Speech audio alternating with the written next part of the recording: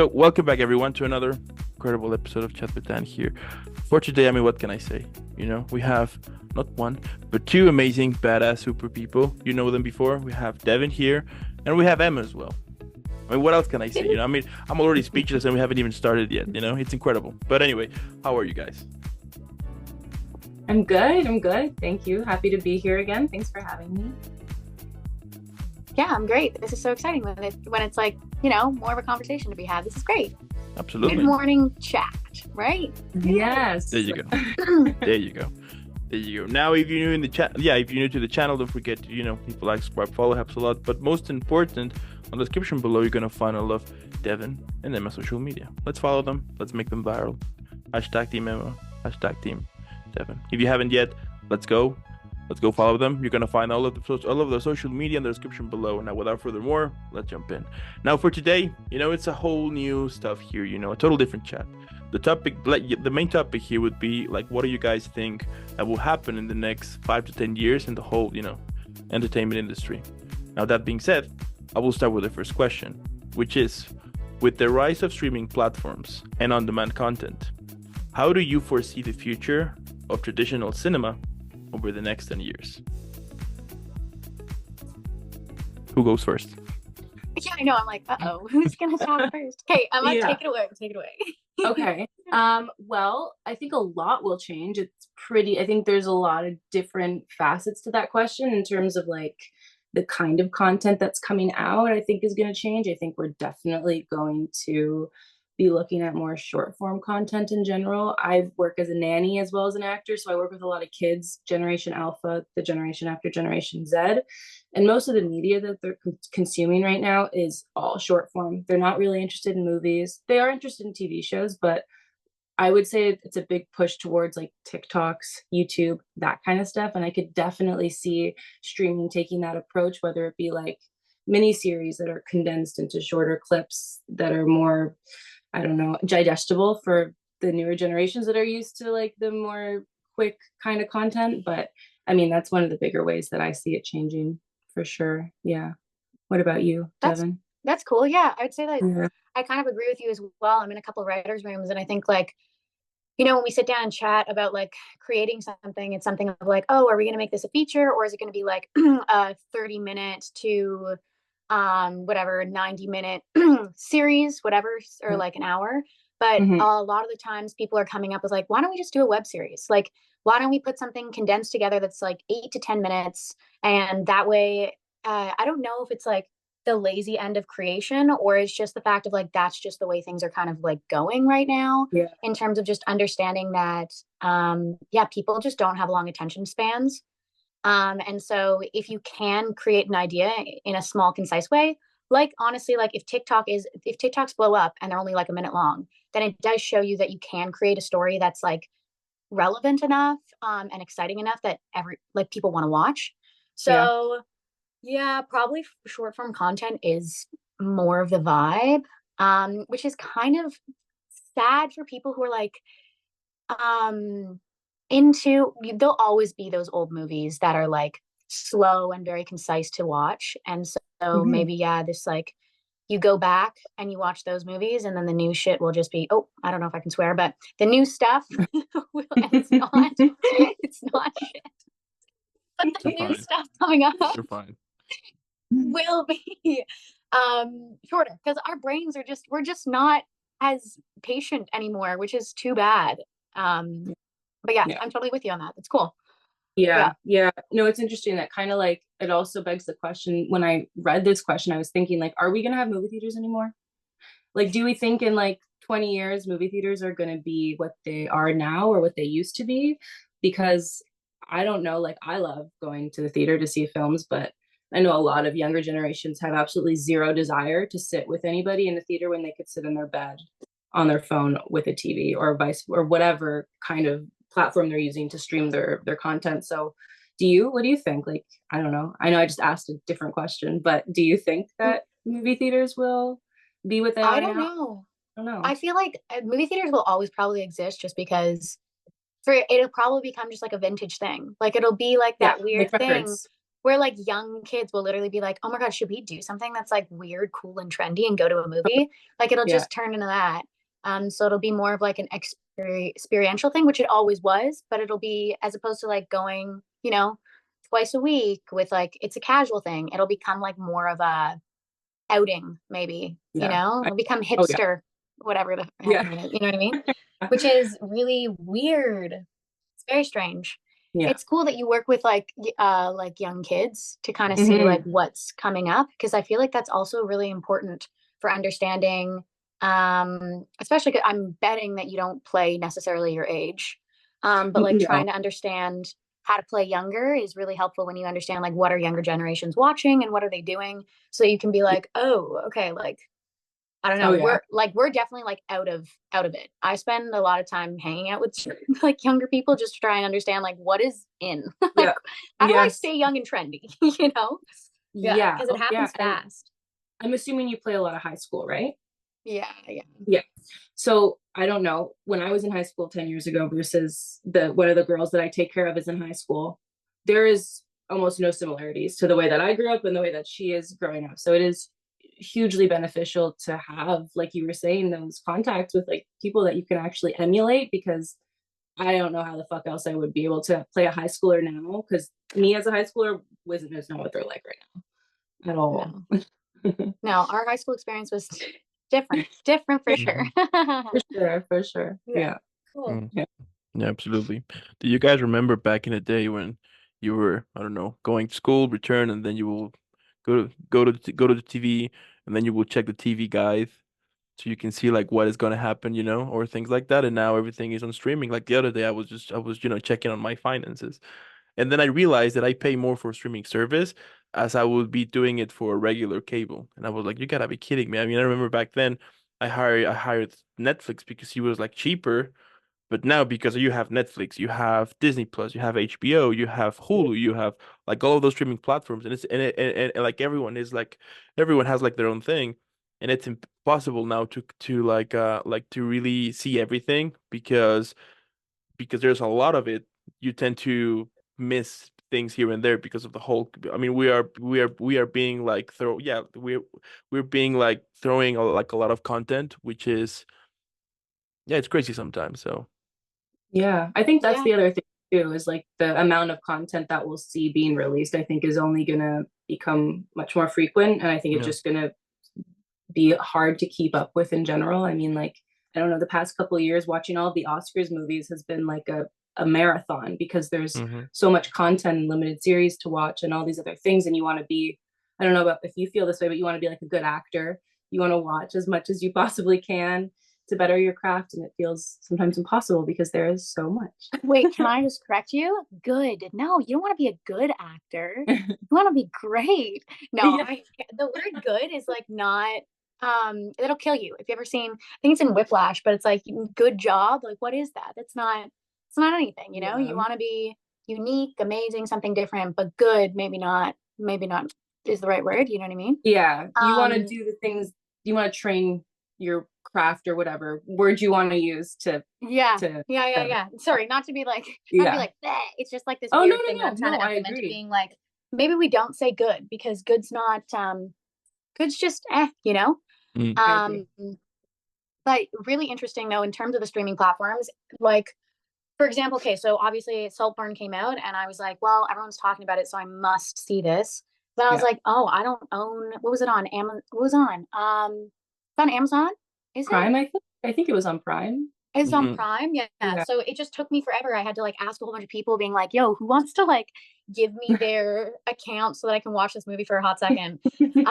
Because if it's going on in the world and everybody's talking about it, then it's like it's just so important to watch it, make your own assumptions about it, and then kind of just chat about like why did things work, why didn't they work. Um, but yeah, that was like a hard one to track down. But Yeah, it was a must see. It was a must see.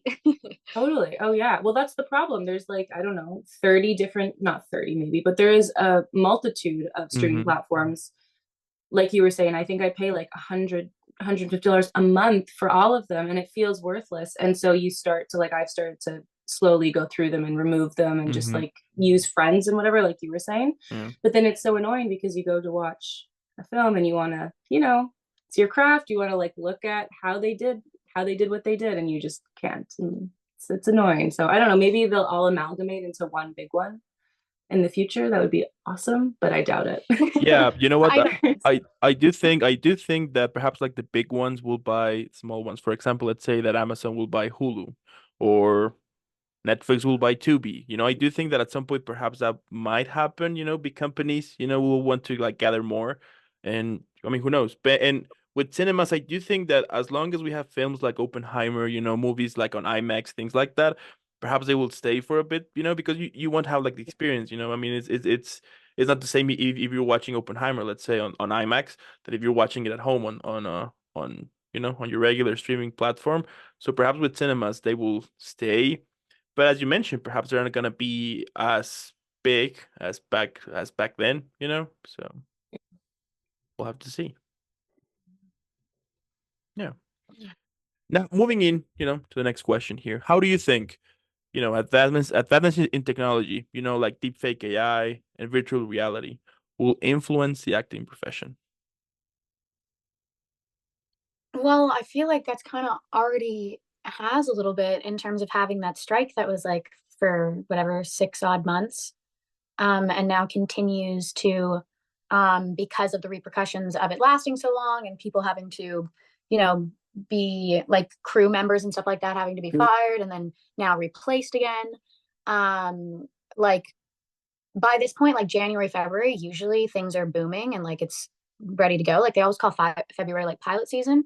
But it's just probably not going to happen this year at that time because now everybody's being rehired again. Actors who were leads in projects are now on other projects. So now it's going to take another like month to rehire or recast people. And it's all just because of the strike that started with the whole kind of AI thing. Um, I mean, it was a little bit scary. I hope that we get to act. Like, you know what I mean? I hope that it's not Yes. dead for us. Because I think as humans, like, especially like if you are an actor, you are. And that's just like what fuels your soul. And so to have that taken away because something easy can be done and it can be done cheaper is so sad. Um, and like completely defeats the purpose of like why so many people strive to be an actor. It's like the humanity behind it. So to take away that, I just don't even know if that would be enjoyable for like watchers. But maybe people don't actually care. You know what I mean? Because like if I feel like obviously like as actors we care about a human and watching how a human emotes and stuff like that because that's what we're so fascinated in. But maybe the general public actually doesn't really care too much and they're fine with watching something unreal move in a real way. I just don't know I don't know the way that the world's really moving, but it does seem like artificial is what could possibly take over, which is sad. I think that that's the word. A little scary for sure. Yeah, that's how I feel about it. I don't know. Yeah, no, I mean, I agree with that. I just think, I mean, maybe people will enjoy watching that, but I think that the second that it starts to bleed into other industries, there will be more pushback because it's not just going to be our industry that's going to be affected by AI and deepfakes. It's going to be like the majority of most, you know, anything, well, obviously anything in technology, but even you have AI trying to create poetry and trying to write novels and trying to do all these other things that are these other creative mediums that are just like acting where you're using your own human experience to emanate whatever you'd like to get through your audience. And I mean, the second it touches everybody, I don't think everyone's going to be okay with it. I can't imagine. Maybe that's a little bit of optimism for me. But I hope that it won't get to the point where there's no actors anymore and that it's all artificial. I do hope that we have really good laws put in place so that the likeness of people isn't being taken without their permission. That scares me, I think, more than anything, because that's like selling yourself and then you don't really have any way to control how you're used and what happens with your face and with your body or whatever, your likeness. So in that regard, I hope that like SAG-AFTRA, I know that they do have some parts in place in their contract for that. I hope they continue to better that clause in their contract. But yeah, I mean, it's like you said, it's very sad. And I really hope that, you know, we can rely on the actual humanity of real actors and not a generated fakeness. Yeah. Fair enough. Yeah. Fair Wah enough. wah. Yeah, shoot. Now, with many actors transitioning to roles behind the camera, such as, you know, directors or producers as well, do you see this trend intensifying also in the near future? I think it depends. It depends on if things really do start to pick up, then I'm sure that an actor will go back to just being an actor. I think because of the strike and things started to slow down, for me specifically, like um always wanted to be a writer, do the director thing, stuff like that, but also not having acting as a possibility allowed that window to open up a little bit more to be able to kind of focus on something else and be like, well, if that's not the way, then like I can try and transition into different ways. But at the end of the day, like, you know, if that big contract came along, now you are on set for like as that role for 6 months or however long, then like yeah, you hunker down and you just focus on being an actor and you hyper focus and that's what you do. So we'll see. Um but also that being said, because we did have like a little bit of like whatever 6 months to try something new, then maybe that's just opened up a lot of actors to be like, I don't have to wait for somebody to do something for me. I can create it. And so maybe we'll just see like a lot of cool new projects from a different lens that we never saw before because now it's like actors behind the camera, which is kind of interesting. I don't know. Yeah. Yeah. No, that is so true. I think there's definitely a push because if you produce, you get a little bit more control, a little bit more creative control sometimes, depending on the project. So I think that actors are becoming a little bit more eager to maybe do something that they didn't even think was possible for them or an outlet that they could, you know, strive towards. But I think producing for actors is something that maybe should be encouraged because I think if you're interested in it, that is obviously, because I do think that it lets you in a little bit behind the scenes. You get a little bit more, like I said, like creative control over maybe how the project looks or your own like work within the project. So I hope we see more actors doing it, but you know, it's like Devin was saying, I do think the strike probably lended its hand in promoting actors to try these different outlets. But yeah, I think in the future we'll see more of it. I think so. Mm-hmm. Mm-hmm. Yeah. All right. I love it. How do you anticipate? I mean, do you anticipate a shift in the type of stories or narratives that will be popular or prioritized in the next decade? I mean, I hope so. Yeah, I mean, I think like every year we continue to better the types of films, the stories, the kinds of stories we tell. I hope anyway, like we get more stories from people of different walks of life, different races, cultures, ethnicities, socioeconomic backgrounds, whatever, you know, different parts of different communities. I think that that's like why people watch movies because it resonates with them. And the more people that can feel that they have someone on screen that they can relate to, I think the better for sure. Yeah. I think also what also resonates with people is when they don't know something and they get taught. You know what I mean? Like I know even like huge for me was like even when I was younger, like watching a movie was very helpful to understand, I don't know, something new, you know? But then that also is like it's clear as you grow up that you're like, oh, maybe this wasn't right though, right? Like because movies Yeah. are still fantasy. So you're like, maybe I shouldn't have like been over romanticizing certain things because Yeah. you took them as like truths, but they're like still slightly made up. But I think that that's what's really cool though is like through storytelling, it's cool and also it's a job to make sure that the stories that we are telling are like do have truth and can inspire and especially if they are about different cultures that we're not aware of or different things that people don't know to really educate ourselves to ensure that whatever we're putting out there is like close to like the actual truth so that you know especially like if younger generations are watching something they're not being I don't know shown something that's not authentic. Mm. Yeah. Yeah, Oh, I don't know. yeah, totally. Oh yeah. Mm-hmm. Yeah. Couldn't agree more. The only thing that I'm hoping is to people, I mean, to please stop with the remakes. Stop with the remakes. The remakes? Yeah. Hey, you know what though? The thing about remakes is that they make so much money. They're never Yeah. good. A remake is never good, but it'll always make money, and that's why people do them. Like it's so Hmm. bad, but it's Yeah. just the way that it goes. Like, yike. Yeah. Yeah. I Yeah. mean, I really got, yeah, I really got pissed when they released that they're gonna make like a whole remake on the Harry Potter films, but they're gonna make it on a show now. New casting, new everything. I was like, you gotta be kidding me. No. Yeah. Yeah. Oh, I didn't hear about that. That's not Yeah. great. There's nothing that will ever be better than the original. There you No. go. That's my No. point. I mean, and it's a shame because yeah, I mean, companies like that they will go for what is safe, and doing remakes it's safe because you can make a shitload of money and problem solved. But I mean, I would appreciate if they go for I don't know, like for a new type of story, for example. Like let's say like what they did on Star Wars with the Mandalorian. It was something new, a new character in the same universe, sure, but it was something new. People loved it, and now it's one of the best TV shows that they have, and people love that show. So, and when they announced like the whole Harry Potter stuff, I was like, wouldn't it be cool if they release, I don't know, like something on the universe to it, but a total, but a They've total, done but a total they've done like a new Fantastic story. Beasts, right? Mhm. Yeah, Yeah.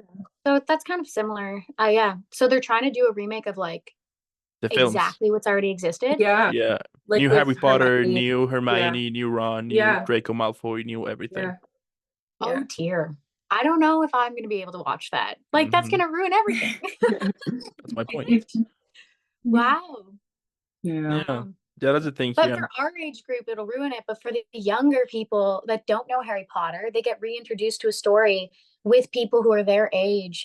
It makes sense. Like, I think that like things are just cyclical, right? And like if Totally. like we got to grow up with it, and I don't know, for me, like I thought I was Hermione, so I was like, you know what I mean, like, Yeah. and so like that's really cute. Like growing up, you'd be in the backyard playing with your friends, and you're like, hey, so I'm Hermione, you're Harry Potter, you're Ron, and we're doing this. Yeah. And so I can see how it's safe for production companies to put it on, and then for like the younger generation, then they get to kind of have what we had, you know. So Yeah. I understand why it works, and for us, we just have to like close our eyes and just forget that existed.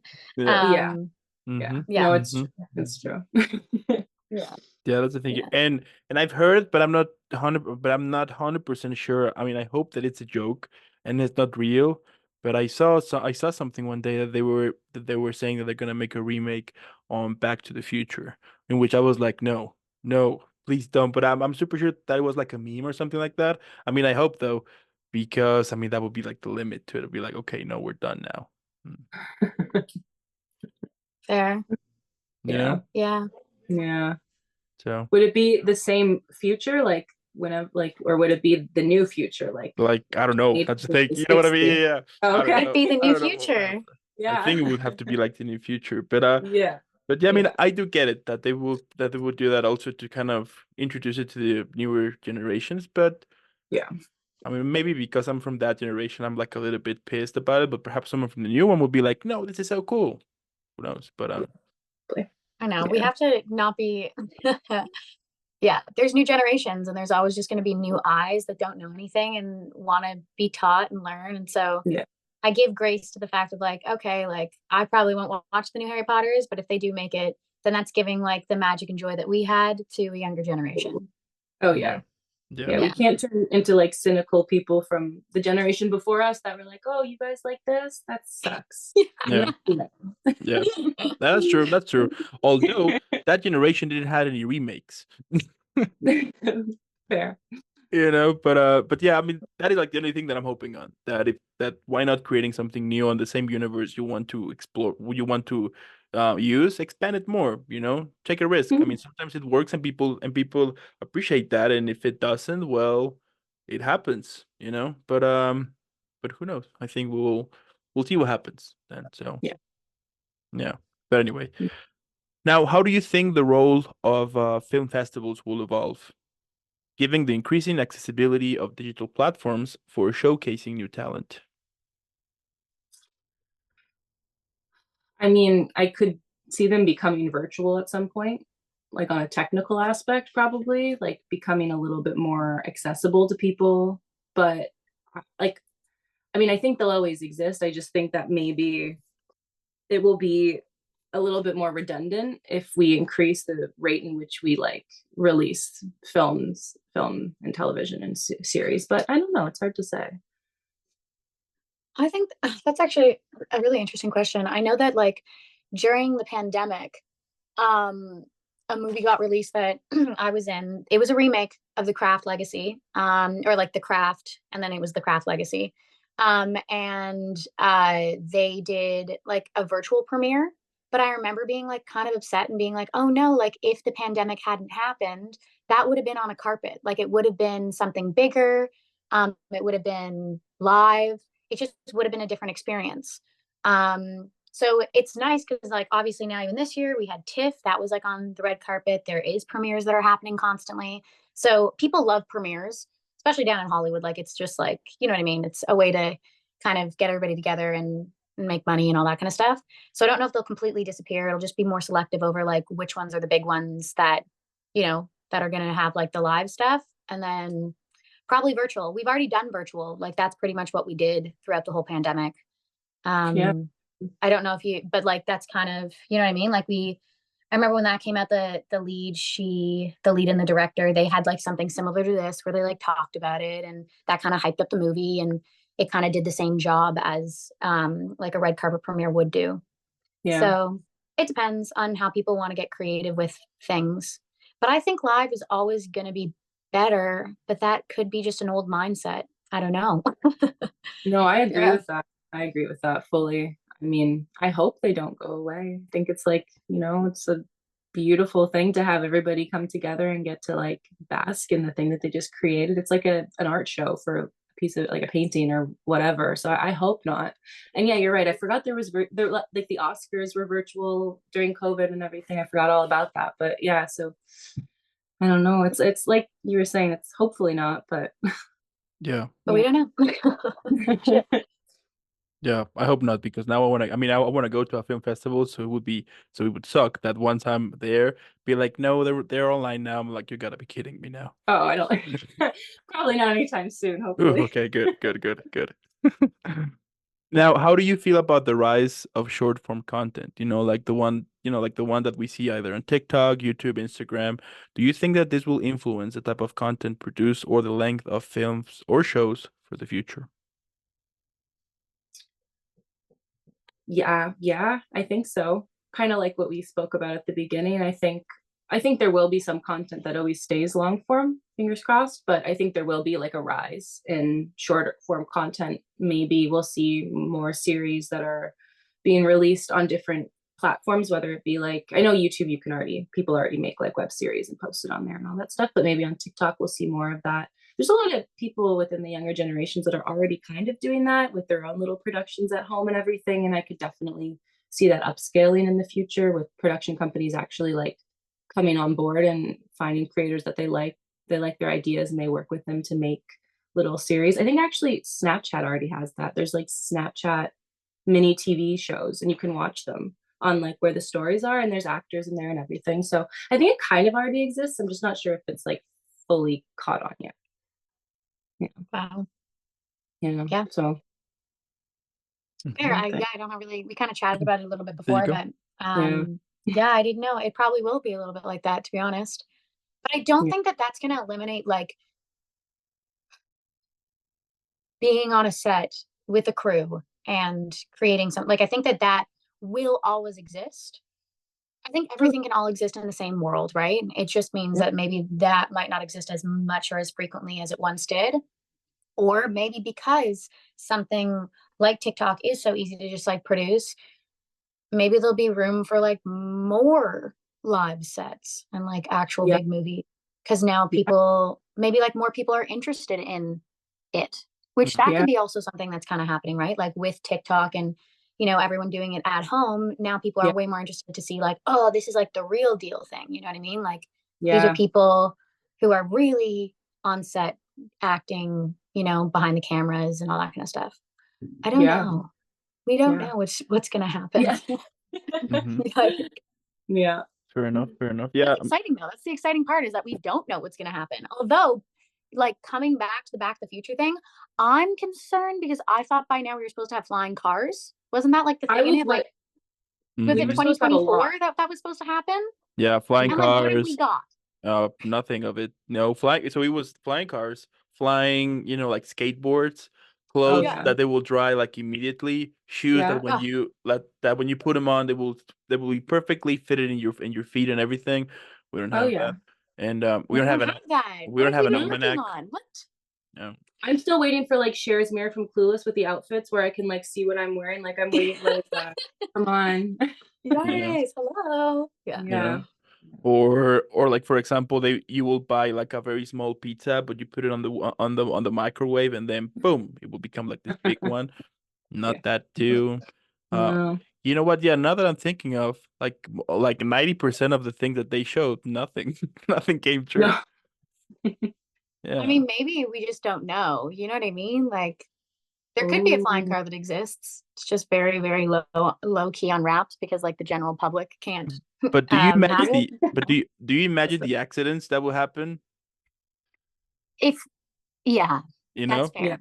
That for example, you are at your home, you're chilling, you're relaxing, and then out of nowhere, a car just landed on your roof or things like that. Yeah.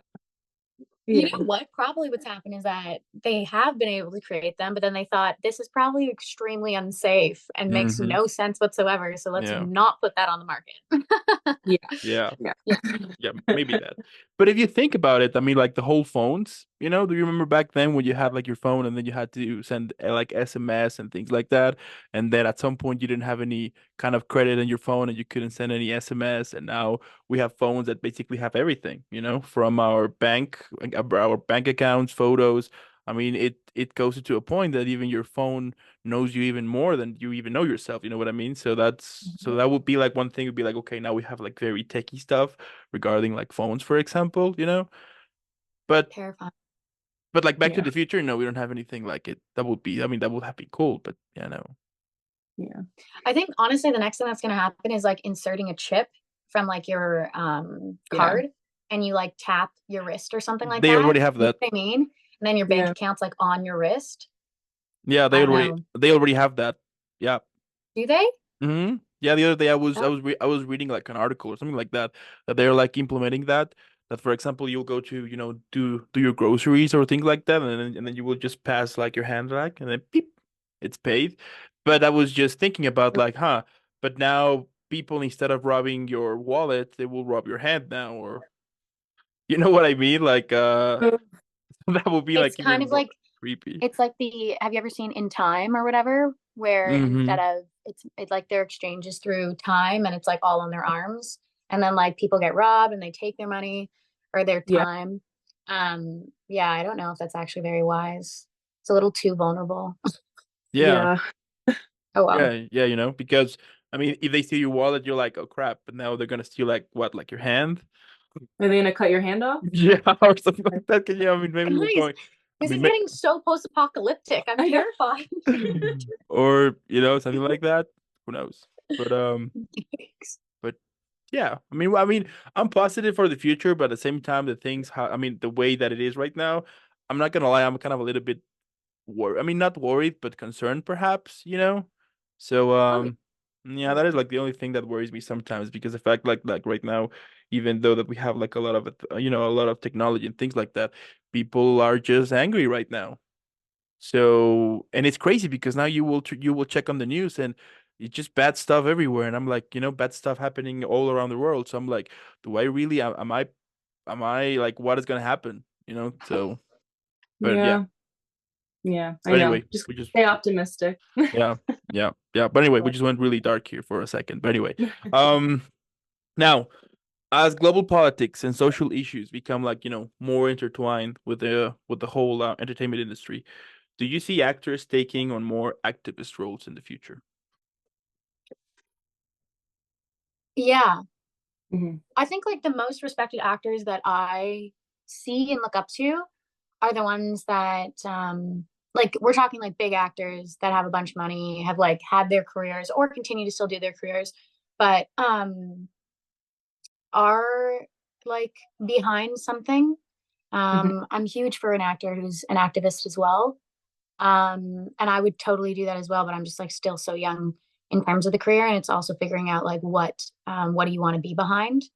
But I think that when you have like such a big platform, or like you have a bunch of people that are following you, like celebrity culture, whatever, like obviously there's celebrities and they don't really, not to be like that, but they don't really do much besides like, oh, this is a new skincare line, or this is this and this is that. And that's also great. And like I can respect a celebrity, but I do really like actors who kind of stand behind something and like have something to say, because if they have a public that's watching them, then a lot more often people are going to listen to that.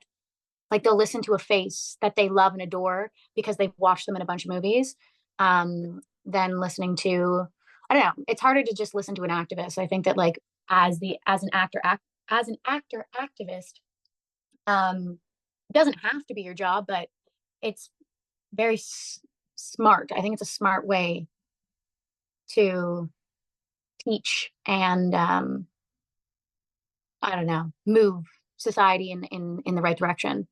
You know, some actors have got it kind of down packed, but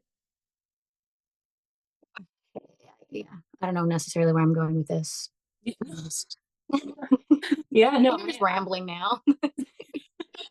No, I agree with you. I think when you're given any, like we're talking again, like you were saying, talking about big celebrities that have wealth and connections Like and an Emma how, Watson. Like I feel like I need to come up with yes, names of like specific actors that have done yeah, since, like, okay, so this pulls back, but it's honestly like we grew up with Harry Potter. I fell in love with Hermione. Then yeah, as I got older and I started to understand that Hermione is a character and Emma Watson is the actor, now I go like, wait, so who's Emma Watson? And like it's that understanding, like, you know what I mean? And then you start to like follow Emma Watson, you actually fall in love with her, the person, but you loved her character. And then you see what yeah, she's doing, and she was always very smart in terms of like going back to school, yeah, understanding what she wanted to support, even sometimes like posting the right books to read. Do you know what I mean? yeah. And Oh yeah. so for like the young little tiny mind of our little baby minds, we go like, oh wow, this is a really cool direction to follow. And so yeah, that's like one person that I was like, yeah, she did a good job. She did a great job at like taking on her platform and like continuing to like understand what the role was of her Mhm. being kind of like a child actor and like what her following would be, and then through that kind of helping support guide the Yeah, generation, like that kind of absolutely. generation, which is interesting.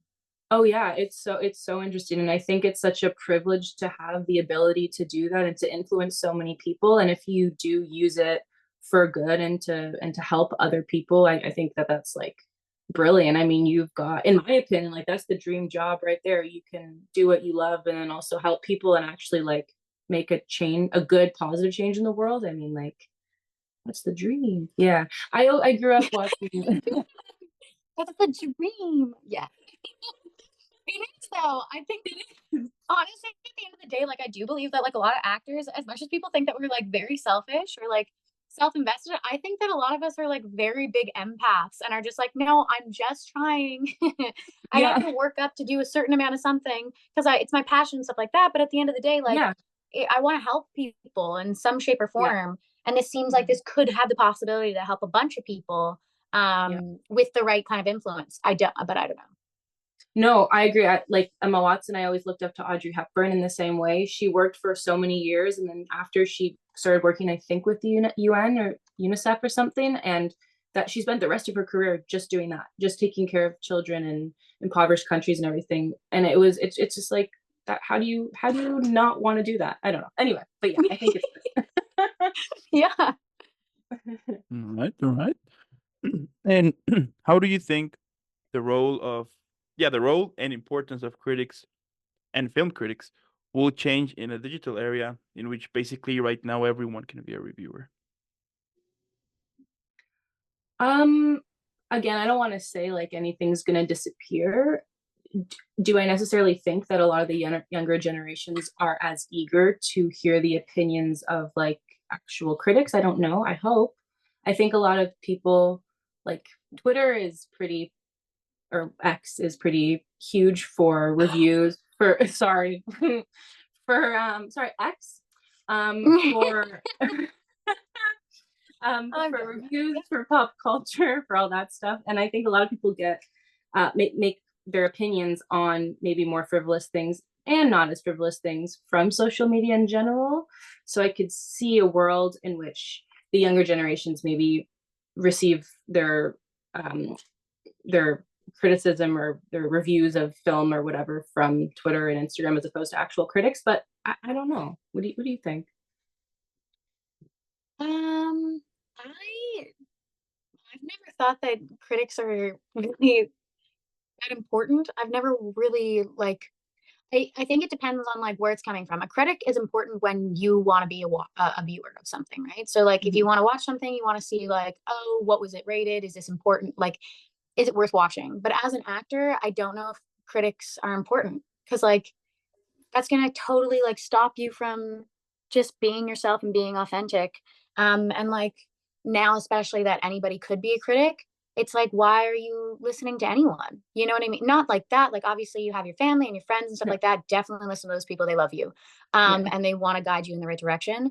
But someone who's behind their phone being like, dot, dot, dot, this was good or bad, that's not something that I'm necessarily concerned with. You know, but yeah, yeah, it depends on what lens we're thinking when we talk about critics.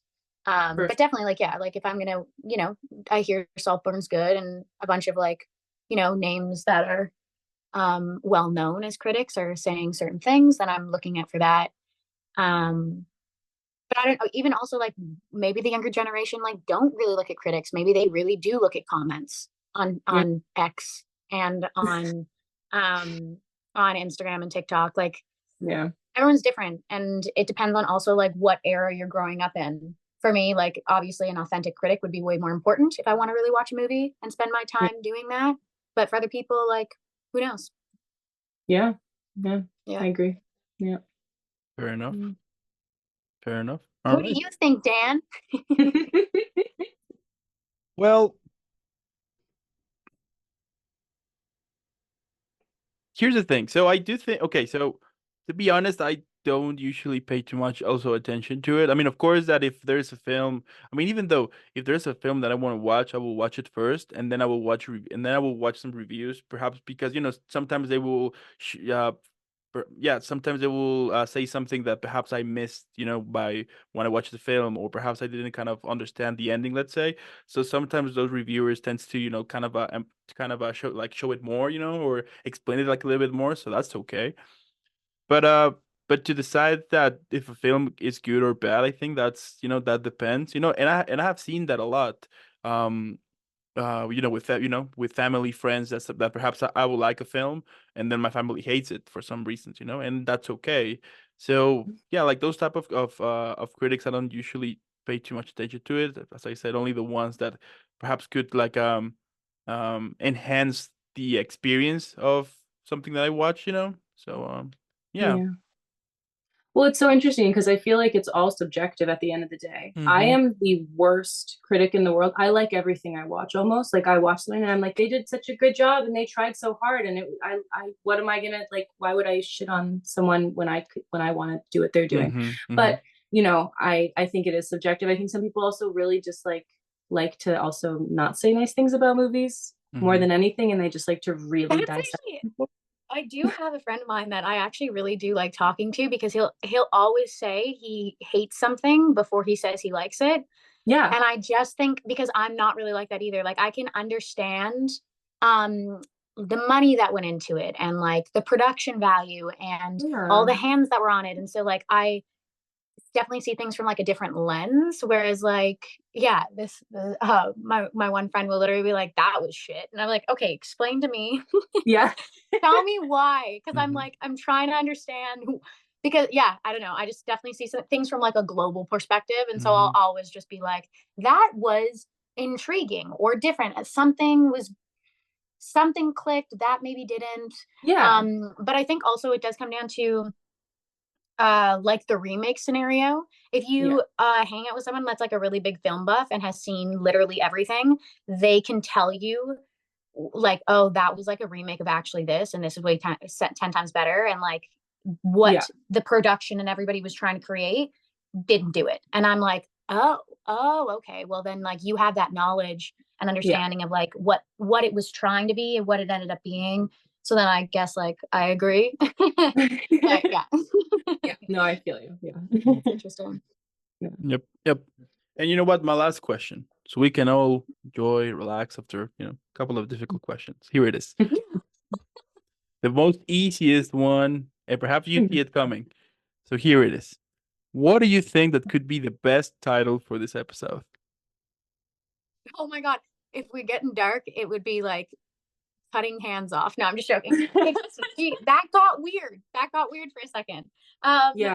We definitely do something a little bit lighter. I think we talked a lot about like the transitioning into like a new world of film and television. So something about like the old to the new, or the next generation, something. The next generation. I don't know. That's so. Yeah, that's kind of the next generation. Now we make a full series about it. There you go. Yeah, the next generation is kind of fun. But also we like your time. I feel like we kind of talked in circles. Yeah, I know. We're like, what? We know nothing. Oh, see, that's the ongoing thing with me always. I'm like, after all of this conversation and everything that we talk about, we still we didn't make any conclusions or anything. We still know nothing. Yep. The human experience. Yeah, exactly. Yeah. I like the next generation. That's kind of cool. Okay. What do you think, Dan? Yeah, I like it. Next generation sounds good. When you mentioned the hands, like I had like a title, but I was like, no, it's gonna be kind of dark, which is chopping and transitioning. That is amazing. That's great. I like it. Yeah, chopping and transitioning. Chopping and transitioning. Yes. Yeah. It's cute. Nice little. Yeah. There's a nice little ring to it. Yeah. There you go. So we got a title. Perfect. Epic.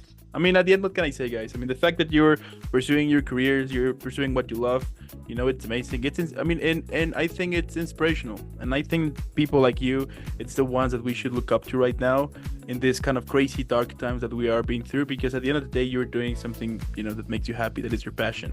And we all know that tends to be a huge pain in the butt sometimes. But you're doing it. You're showing results, and most important, you're having fun. And I think most people these days should focus on having fun too, and focus on what they really want in their lives. So keep doing what you do, because you are killing it. I mean, it's obvious. We all know that. And I also want to thank those who watch this or listen to this. Now, as I said in the beginning, in the description below, you're going to find all of Emma and Devin's social media. Let's follow them. If you haven't, follow them right now. And again, guys, thank you so much for making this happen. Keep rocking out there. Keep shining. And I'll see you in the next one. Yay! Thanks, Tam. Thank you.